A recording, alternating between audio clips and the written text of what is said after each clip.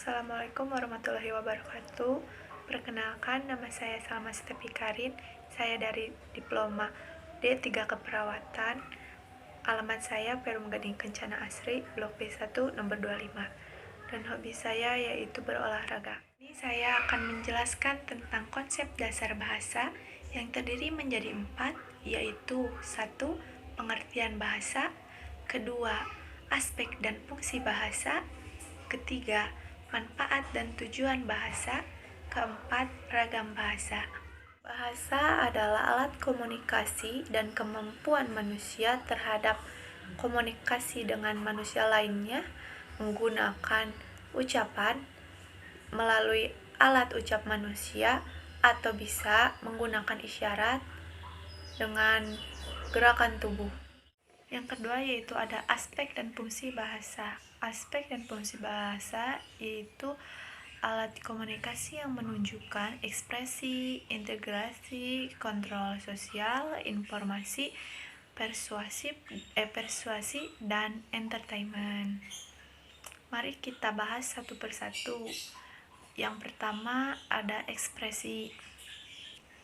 Ekspresi ini yaitu alat komunikasi sekaligus alat untuk menunjukkan identitas diri. Dan yang kedua ada integrasi.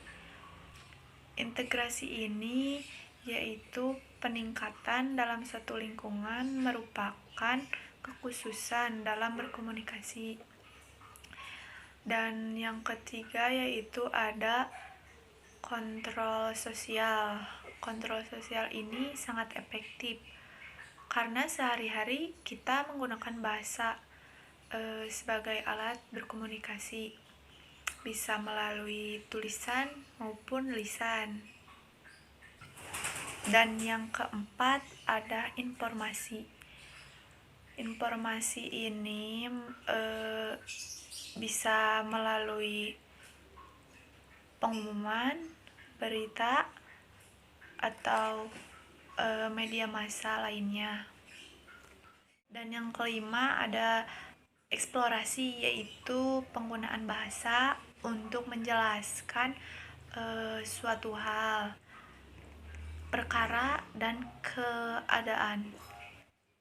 Dan yang keenam ada persuasi.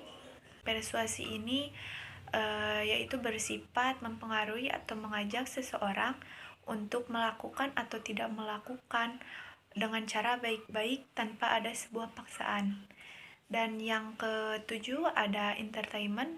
Entertainment ini yaitu penggunaan bahasa dengan maksud menghibur atau menyenangkan para pendengar atau yang melihat, baik yang melihat. Masih banyak fungsi-fungsi bahasa dalam bahasa Indonesia. Dan yang tadi saya sebutkan itu adalah termasuk fungsi-fungsi dalam bahasa Indonesia.